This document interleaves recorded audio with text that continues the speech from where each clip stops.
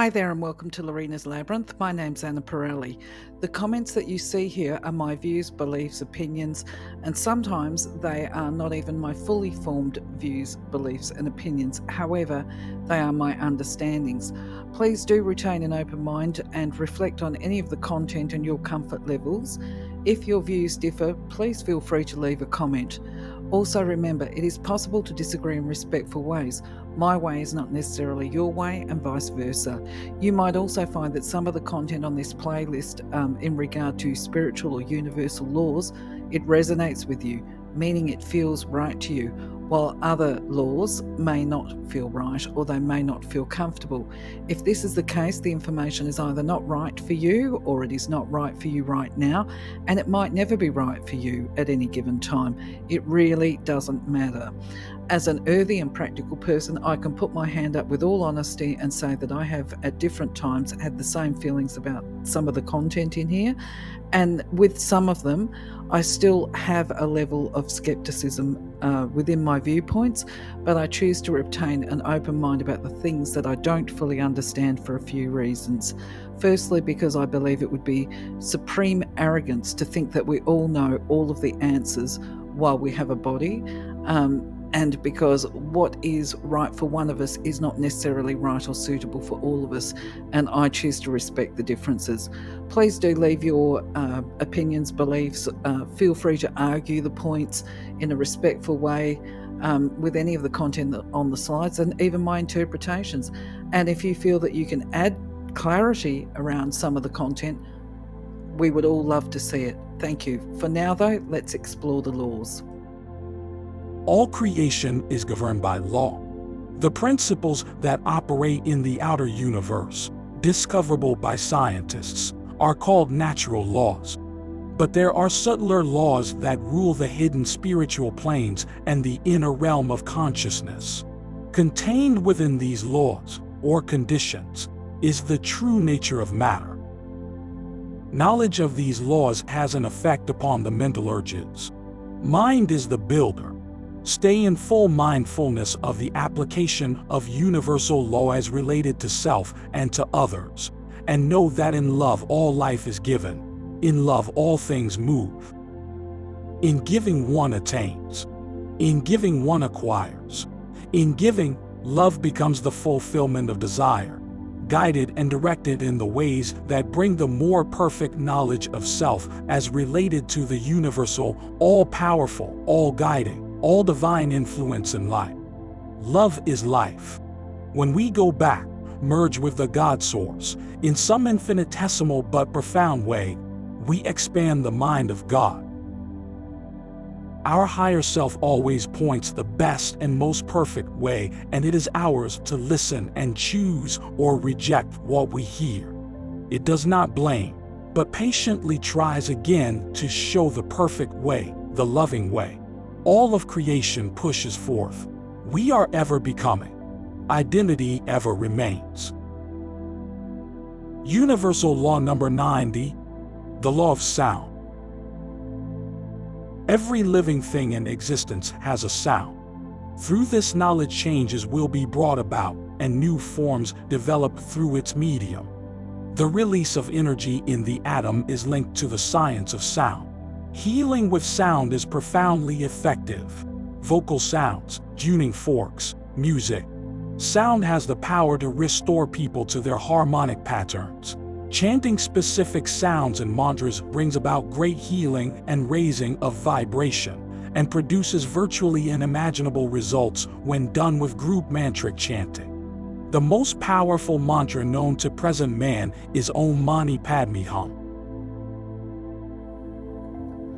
So once again, I think this law is pretty well largely self-explanatory, and the only thing that I would add to it really is that not only does sound have the power to restore people to their harmonic patterns, and we're talking about toning of the chakras here as well, and auric toning, all of this kind of stuff. When they talk about chanting specific sounds and mantras bring about healing and raising of vibration, Absolutely. I don't know if you've ever been anywhere where you do group chanting and that kind of stuff. It certainly does raise the person's vibration and mood. And, one of these exercises, in fact, when I have done it, when I originally got into the healing power of sound, I was going to a group activity and they would just do singing. Okay, just uplifting singing activities. And then later on, I progressed into doing mantras and chanting because I'd heard that there was power associated with them. So I wanted to test it out because I'm one of these that's like, yeah, whatever. I hear it, but I don't necessarily believe it. I have to test it for myself. And that included chanting Oms and Ahs, the Om Mani Padme Hum, absolutely. That's an amazing, incredible chant. But anyway, I used to go out in the bush where there was nobody around, so I could really give it a whirl. Now, I would say too that when you do it, if you decide to do it and give it a practice, not only does it make sense that it vibrates at your chakra level, but if you do it properly, as you make that sound, it will actually vibrate through your body. You'll feel it. It'll start